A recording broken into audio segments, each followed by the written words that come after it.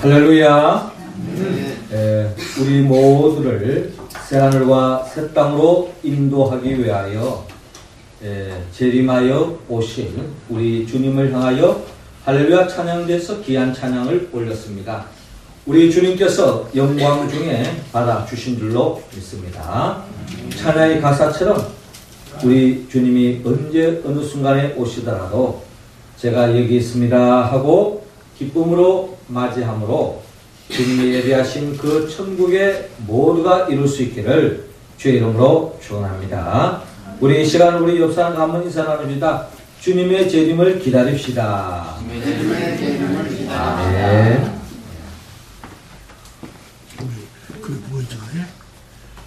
20세기 이탈리아의 세계적인 지휘자가 있는데 그분의 이름이 아르투로 토스카니니입니다. 이 토스카니니는 원래 첼로 연주자였습니다. 그냥 아주 무명의 평범한 첼로리스트였는데 이분이 아주 장애가 있었어요. 어떤 장애가 있었는가 하니 아주 근시안이었습니다. 시력이 아주 좋지 못했던 거예요. 그래서 이분이 평소에 이제 이 연주를 하려고 하면은 시력이 좋지 않았기 때문에 이 모든 이 악보들을 모두 다 외웠습니다. 보통 사람들은 그냥 나름대로 이 악보를 보면서 연주도 하는데 이분이 시력이 너무 안 좋기 때문에 연주 중에 무슨 돋보기 쓰고 연주할 수도 있는 게 아니기 때문에 이 모든 이 악보를 다 외웠어요. 그렇게 외우려 하니 평소에 엄청 많은 반복과 또 노력을 통해서 이와 같은 악보를 암기를 했던 것입니다.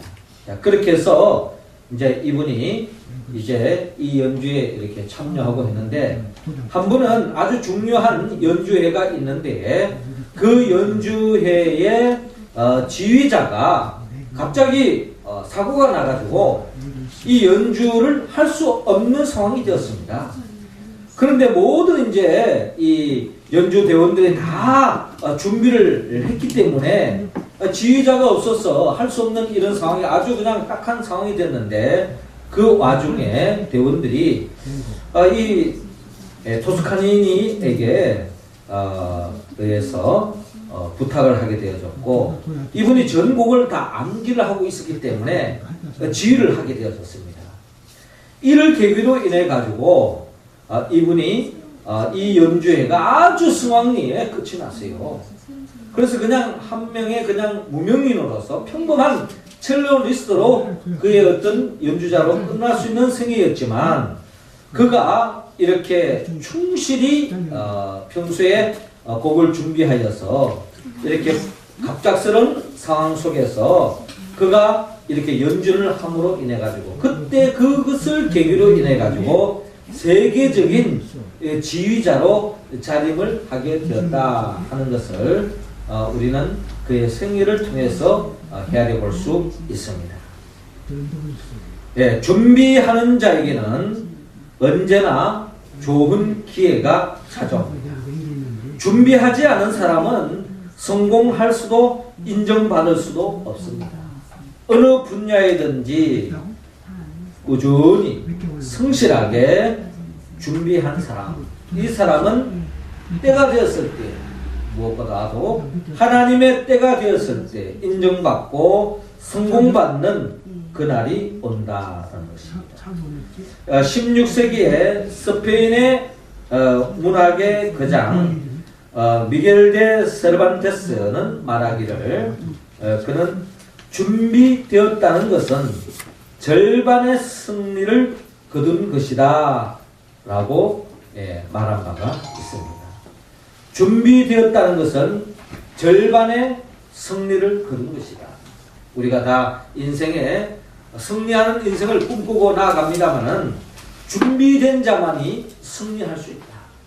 준비된 자는 이미 절반의 승리를 쟁취한 것이나 다름이 없다라는 이야기를 했습니다.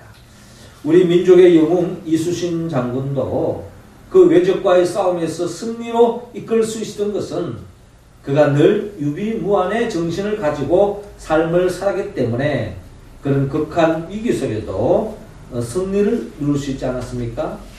예, 준비된 사람, 하나님 앞에 준비된 사람, 반드시 하나님 앞에 쓰임 받는다는 것입니다.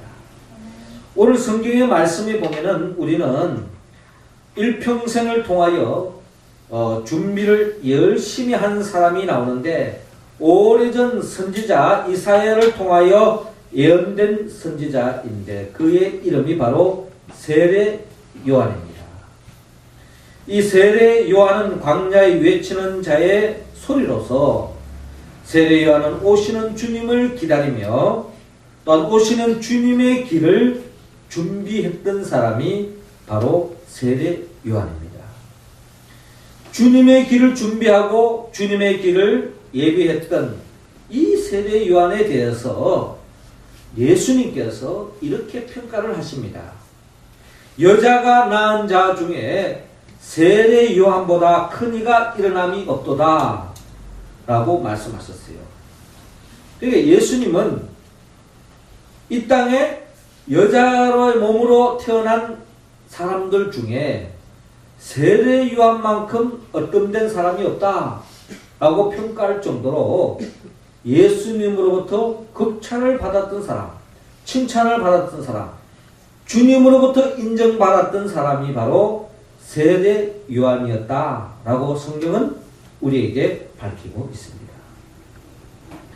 이러한 세례 요한을 바라보면서 오늘 특별히 우리 교회가 창립 21주년을 맞이하면서 우리 교회를 세우고 우리가 교회를 이루고 또 교회를 섬겨가는 우리들의 향한 간절한 하나님의 바람이 있다면, 또한 우리의 소망이 하나 있다면 그것은 바로 이 세례 요한과 같이 무엇보다도 하나님으로부터 인정받고 하나님으로부터 칭찬받는 우리 명륜제일교회가 되었으면 좋겠다 하는 마음을 저는 가지고 옵니다. 우리에게도 다 그런 동일한 소망을 품고 있으리라 믿습니다.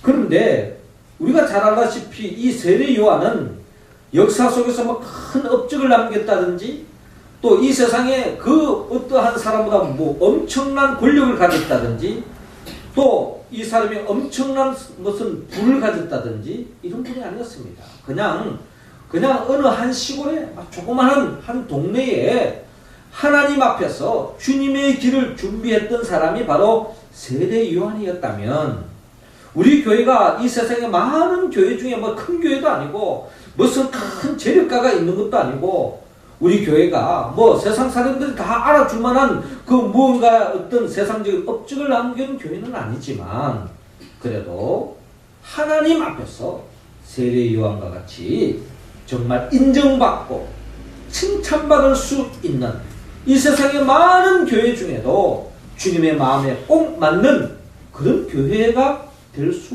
있다는 것입니다. 우리가 그런 소망을 가지면서 오늘 성경의 본문을 통해 그러면 세례 요한은 어떠한 말씀을 선포하고 어떤 삶과 사역을 했기에 정말 이 주님으로부터 인정을 받을 수 있었던가. 오늘 성경을 통해 우리가 헤아려 보면 우리도 세례 요한과 같은 삶을 삶으로 세례 요한이 선포했던 그 말씀에 응답함으로 우리도 진정 세상 사람들이 어떻게 보는 것은 그 다음 이야기고 하나님 앞에서 인정받는 우리 명륜제일교회가 되기 위해서는 어떻게 해야 할 것인가 하는 것을 오늘 성경은 우리에게 말씀합니다.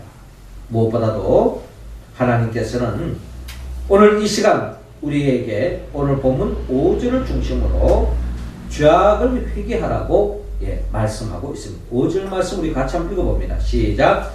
온 유대 지방과 예루살렘 사람이 다 나아가 자기 죄를 자복하고 요단 강가에서 그에게 세례를 받더라. 아멘. 자, 오늘 성경 본문 1절은 이렇게 시작하고 있습니다. 하나님의 아들 예수부터의 복음의 시작이라 라고 예수님에 대해서 증거하는데, 먼저 이 예수님이 오시는 것을 준비하고 길을 닦고 있는 세례 요한에 대해서 먼저 소개를 오늘 본문이 하고 있습니다. 2절 보니까 선지자 이사야의 글에 보라 내가 내 사자를 내 앞에 보내노니 그가 내 길을 준비하리라. 광야에 외치는 자의 소리가 있어 이르되 너희는 주의 길을 준비하라. 그의 오실 길을 곧게 하라. 기록된 것과 같이 세례 요한이 광야에 이르러 죄 사함을 받게 하는 회개의 세례를 전파하니라고 기록되어 있습니다. 자, 주님이 오시는데 그 오신 우리 복음이신 그 예수님에 대해서 설명하기 전에 먼저 그 주님의 길을 준비했던 이 세례 요한, 무엇보다도 주님으로부터 칭찬을 한 몸에 받았던 이 세례 요한, 그의 관심은 어디에 있었는가? 어떻게 하면 오시는 주님을 맞이하기 위해서 우리가 준비되어져야 할 것인가? 그 길을 준비하면서 세례 요한이 외쳤던 그 광야의 소리는 다름이 아니라 회개하라. 천국이 가까이 왔느니라 하는 말씀으로 일괄되어져 있는 것을 우리는 성경을 통하여 잘 알 수 있습니다. 그러니까 세례 요한에 있어서 오시는 주님을 맞이하는 사람, 특별히 우리가 지금 대림절을 통하여서 오시는 주님을 기다리고 있지 않습니까? 구약시대는 초림하실 예수님을 기다렸다면 우리는 다 재림하여 오실 주님을 기다리고 있는데, 재림하여 오시는 주님을 기다리는 우리들이 있어서 제일 중요한 것은 죄의 문제가 해결되어져야 합니다. 이 세상에서 그 무엇을 남길 만한 업적을 가지고 있다 할지라도, 이 세상 사람들이 부러워하는 권력을 가지고 있다 할지라도, 이 세상 사람들이 부러워할 만한 그 어떤 위치에 있다 할지라도 죄로 물들어져 있으면은 이 사람은 주님을, 재림하신 주님 앞에서 심판의 대상이 될 뿐이지 칭찬의 대상이 될 수 없다는 겁니다. 우리는 다 재림하여 오실 주님을 기다리고 있는데 우리들이 갖춰야 할 최고의 중요한 우리의 덕목은 바로 이 죄의 문제가 해결되어져야 한다. 이 죄의 문제가 해결되지 않고서는 재림하실 주님을 만날 수 없다. 만나더라도 심판의 대상이 될 수밖에 없다 하는 것을 성경은 말씀하고 있습니다. 심리학자 아들러는 사람은 누구나 자신이 잘못했을 때에 그 잘못을 방어하기 위한 보호장치를 가지고 있다고 합니다. 그래서 많은 사람들이 그거 잘못이 딱 되어지면은 세례 요한이 회개하라, 천국이 가까웠느니라 하면은 주님 앞에 칭찬받는 사람들의 삶의 특징은 내가 잘못했군요. 제가 죄를 지었습니다. 철저하게 회개하며 나아가야 되는데 절대다수의 많은 사람들은 자기가 죄를 저질러 놔놓고 여기에 대해서 방어 체계를 가지고 자기 자신을 보호하면서 회개하러 나아가지 않는데 그게 다 다른대로의 여러 가지 유형이 있습니다. 첫 번째가 어떤 형이 있냐면 변명형입니다. 이 사람은 잘못을 지적을 받으면 잘못을 회개하지 않고 그것에 대해서 변명을 늘어놓습니다. 내가 막 이래 해가지고 저래 해가지고 이런 상황 속에서 이렇기 때문에 이렇게 할 수밖에 없었다라고 하는 변명을 늘어놓는 사람입니다. 근데 또 두 번째는 어떤 사람이냐, 공격형입니다. 이런 사람은 오히려 자기를 비판하는 사람을 공격합니다. 그리고 실패에 대한 원인도 타인에게 돌려버립니다. 내가 이렇게 된 것은 네 때문이다. 누구 때문이다. 저 사람 때문에 내가 이렇게 되었다 하는 식으로 자기 잘못을 제대로 헤아리지 않고 남의 잘못을 헤아리면서 너도 그랬지 않느냐, 너 때문이다 하며 공격적으로 나가는 것입니다. 세 번째는 지연형이 있는데 자신의 잘못에 대해서 회개는 해야겠는데 좀 더 있다 하자, 아직은 이르다 하는 입장입니다. 그리고 회개를 하더라도 내가 죽기 전에 해야지 하는 사람. 또 네 번째는 배제형인데 이런 사람은 나만 죄인이냐? 이 세상 사람 죄 안 지은 사람 손 들어봐라. 뭐 이런 식으로 이야기하면서 세상 탓을 하고 나는 그렇게 할 수밖에 없었노라고 자기 주장을 내세우는 것입니다. 근데 여러분, 이런 사람들은요, 결국 오시는 그 주님을 만날 수 없습니다. 만나더라도 그 사람은 심판의 대상이 될 수밖에 없는 거지요. 그러므로 주님은 우리 모두에게 회개하기를 원합니다. 회개는 내일의 이야기가 되어서는 안 됩니다. 회개는 오늘의 이야기가 됩니다. 오늘도 내가 주님 앞에 섰을 때에 나에게 조금이라도 흠과 점이 있다면 철저하게 회개하고 나아가면 주님께서는 우리 모든 죄를 용서해 주신다는 것을 여러분 믿으시기 바랍니다. 아멘. 이사야 선지자가 말씀하기를 오라 우리가 서로 변론하자 너희 죄가 주홍 같을지라도 눈과 같이 희어질 것이요 진홍같이 붉을지라도 양털같이 희게 되리라 라고 우리에게 이미 약속한 바가 있습니다. 이 약속의 말씀을 의지하여 주님 앞에 우리의 잘못이 드러났을 때 우리 잘못을 깨달았을 때 철저하게 회개하면 주님은 우리의 모든 죄를 용서해 주실 줄로 믿습니다. 여러분, 이 마지막 때에 주님 앞에 칭찬받는 교회가 어떤 교회일까요? 이 세상에 무슨 큰 일을 하고 많은 이웃을 돕고 또 많은 교회에 선교를 하고 큰 교회를 이루고 물론 중요합니다. 대단한 일이죠. 그러나 주님의 절대 관심은 이 교회가 얼마나 정결한 교회냐, 깨끗한 교회냐, 성도들이 죄로부터 멀어져 있느냐, 주님의 보혈의 피로 깨끗함을 입었느냐, 그것이 더 우선적으로 주님이 기준으로 삼는다는 것입니다. 이 마지막 때에 우리 모두는 죄로부터 죄악을 철저하게 회개하여서 주님으로부터 깨끗함을 입고 주님이 언제 어느 순간에 오더라도 한 점 부끄럽는 모습으로 신랑 되신 주님을 맞이하는 신부된 우리 명륜제일교회가 되기를 주의 이름으로 축원합니다. 이어서 두 번째로 우리 교회가 주의 마지막 때 주님 앞에 칭찬받기 위해서는 오늘 본문 6절을 중심으로 세상을 멀게 하라라고 말씀하고 있습니다. 6절 말씀 우리 할렐루야 찬양대원들이 한번 읽어주시기 바랍니다. 시작. 요한은 낙타털 옷을 입고 허리에 가죽띠를 띠고 메뚜기와 석청을 먹더라. 아멘. 자, 오늘 본문 6절에 세례 요한의 그의 생활상을 우리에게 잘 보여주고 있는데요. 요한은 낙타털 옷을 입고 허리에 가죽띠를 띠고 메뚜기와 석청을 먹더라 라고 말씀하고 있습니다. 자, 이 말씀의 전체적인 의미는 바로 그렇습니다. 세례 요한은 사치적인 삶을 살지 않았다. 아주 검소한 삶을 살았다. 자기 생활에 필요한 아주 기본적인 것만 갖추고 아주 검소한 삶을 살았다 하는 것을 보여주고 있습니다. 자, 이러한 모습은 어떻게 보면은 이 세례 요한이 그 시대 속에 정직하게 깨끗하게 살았다라는 겁니다. 정직하고 깨끗하게 살면서 또 돈을 많이 벌을 수 있다면 또 그 돈을 가지고 또 마음껏 쓸 수 있다면 그것도 하나의 행복이요 축복이라도 할 수 있을 것 같습니다. 그러나 이 세상에 많은 사람들이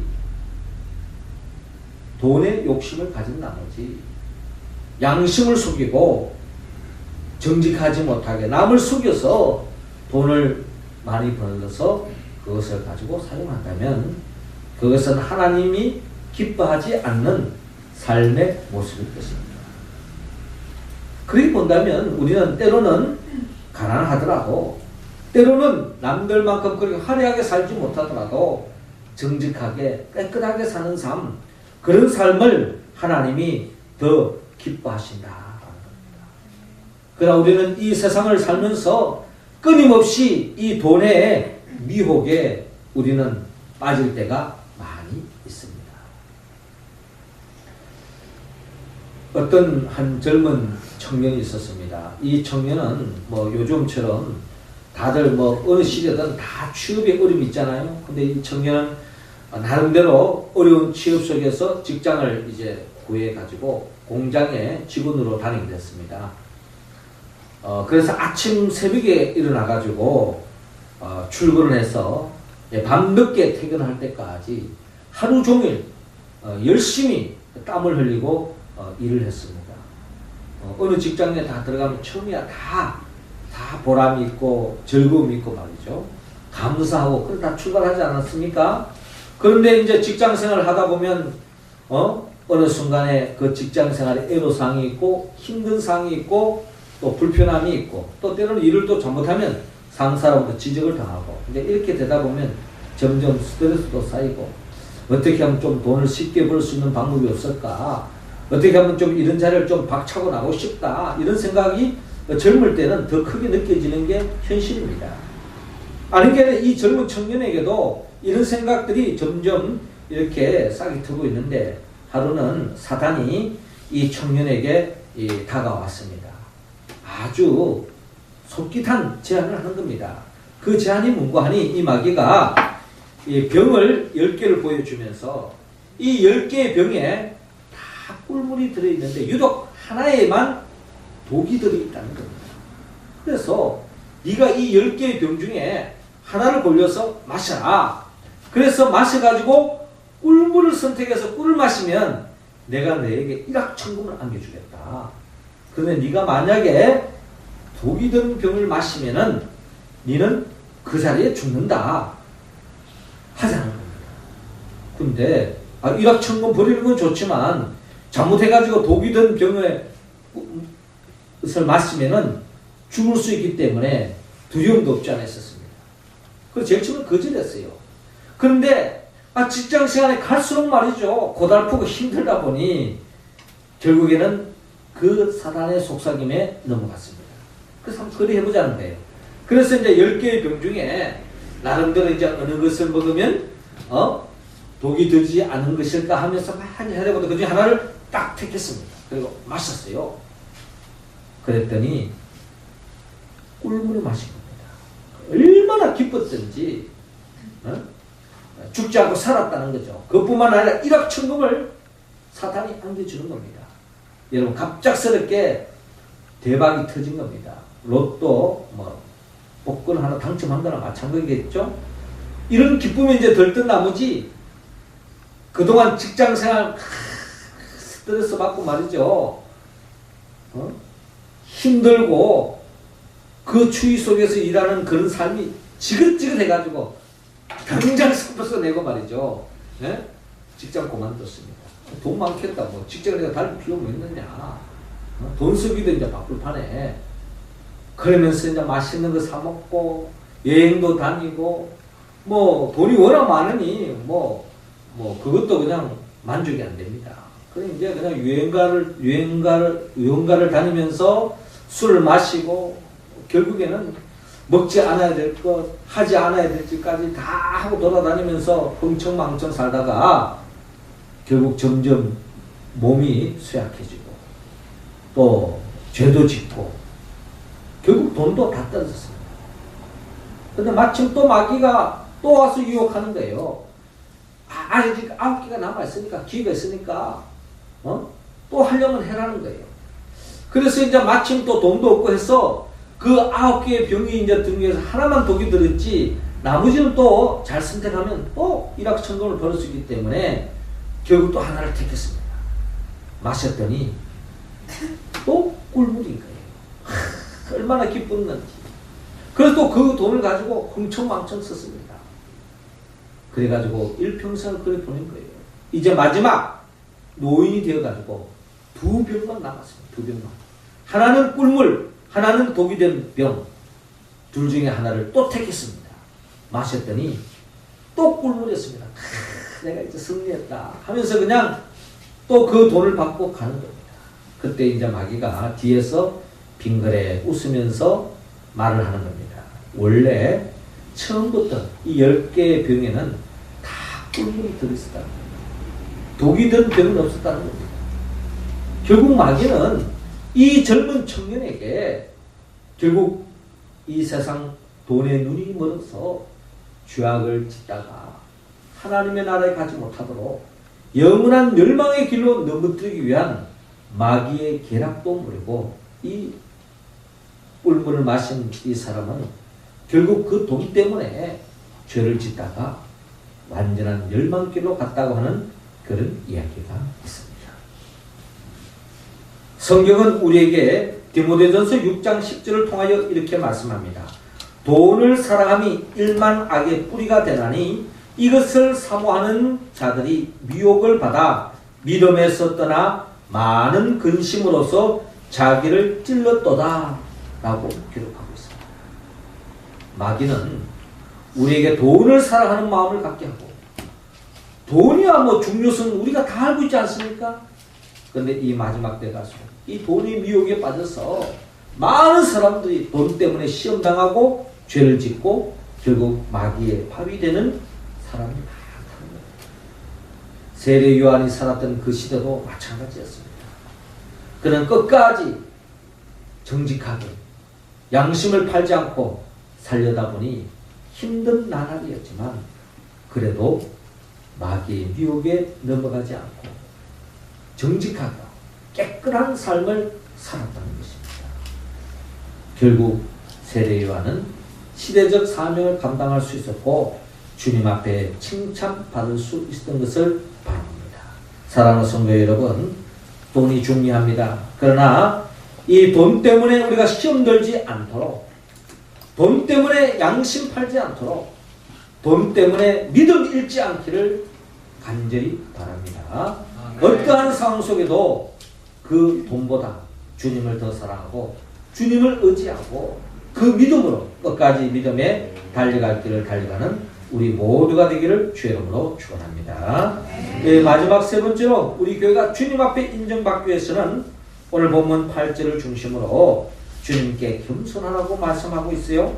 8절 말씀 같이 한번 더 읽어봅니다. 시작. 나는 너희에게 물로 세례를 베풀었거니와 그는 너희에게 성령으로 세례를 베푸시리라. 아멘. 자, 오늘 본문 7절 이하를 보면 이 세례 요한이 주님으로부터 칭찬받았던 또 하나의 이유를 우리에게 잘 밝히고 있는데, 세례 요한은 7절에 그가 전파에 이르되 나보다 능력 많으신 이가 내 뒤에 오시나니 나는 굽혀 그의 신발끈을 풀기도 감당하지 못하겠노라. 나는 너희에게 물로 세례를 베풀었거니와 그는 너희에게 성령으로 세례를 베푸시리라. 8절 말씀은 영적으로 엄청난 이야기지만 현실적으로 7절에 우리가 현실적으로 이 세례 요한이 예수님 앞에 나와 내가 어떤 존재인가를 그가 잘 고백하고 있는데 그의 고백은 간단합니다. 나는 굽혀 그의 신발끈을 풀기도 감당하지 못하겠노라. 예수님의 신발끈도 풀기 감당하지 못할 정도로 나는 참으로 비참한 자다. 나는 보잘것없는 자다 하고 주님을 높이는 세례 요한. 이 세례 요한이 주님으로부터 칭찬받는 것을 바라볼 수 있습니다. 그렇습니다. 세례 요한은 철저하게 겸손한 사람입니다. 여러분, 겸손한 사람이 하나님을 의지합니다. 하나님께 전적으로 매달립니다. 주님의 이름으로 기도합니다. 매 순간순간 주님의 도움을 입지 않고는 살 수 없다고 하는 그 믿음을 가진 사람, 그런 사람을 주님은 존귀히 보시고 주님은 기뻐하시고 모든 사람들이 흠모하는 존귀한 자리에 이르게 한다고 성경은 약속하고 있습니다. 기독교의 성자 선 프란시스의 일화가 있습니다. 이분의 제자가 한 번은 기도하는 중에 천국의 환상을 보게 되는데 천국의 환상을 봤더니 거기에 아주 영광스러운 보좌가 하나 놓여져 있는 것입니다. 그래서 이 프란시스 제자가 천사장에게 물었습니다. 이 자리가 누구의 자리입니까? 이렇게 영광스러운 보좌, 이건 누가 앉을 자리입니까? 라고 물어보았더니 너의 스승 프란시스가 앉을 자리다 라고 말씀해 주는 겁니다. 그래서 이 제자가 꿈에서 깨어서 그 스승에게 찾아가서 스승님은 참으로 대단합니다. 아닌 게 아니라 제가 꿈속에 가보았더니 영광스러운 보좌가 준비가 되어 있습니다 하고 스승님이 참 대단합니다 라고 이렇게 이야기하는 겁니다. 그때 이 프란시스가 하는 말이 나는 이 세상에서 가장 악한 사람이다 라고 이야기하는 겁니다. 그때 이제 이 제자가 선생님은 좀 이선입니다. 뭐 좋은 거는 좋은 거 인정하시, 뭐 겸손해도 대충 하시지 뭐 그럴 수가 있습니까? 라고 묻는 거예요. 그때에 이 프란시스가 하는 말이, 나는 이 세상에서 가장 악한 사람인데 자네들이 나를 몰라서 그러는 거다는 겁니다. 그리고 내가 오늘의 이 모양이 된 것은 사실 내가 잘나서가 아니라 전적인 하나님의 은혜요 은총의 결과다. 만약에 하나님의 은혜와 은총이 너희들에게 많은 사람들이 임했다면 아마 너희들이 많은 사람들, 내보다 더 훌륭한 사람들이 될 수 있을 것이다. 그러므로 나의 나됨은 전적인 하나님의 은혜다 라고 고백했습니다. 이게 바로 성 프란시스의 겸손함을 우리에게 보여주고 있습니다. 하나님은 겸손한 자를 사랑하십니다. 겸손한 자를 하나님은 존귀 여기시고 겸손한 자에게 주님은 상급을 아끼지 않습니다. 우리 교회가 오늘에 이르기까지 우리 교회가 전적으로 하나님을 바라보고 의지하며 나아가고 있습니다. 세상적으로 우리가 뭐 내놓을 만한 게 없잖아요.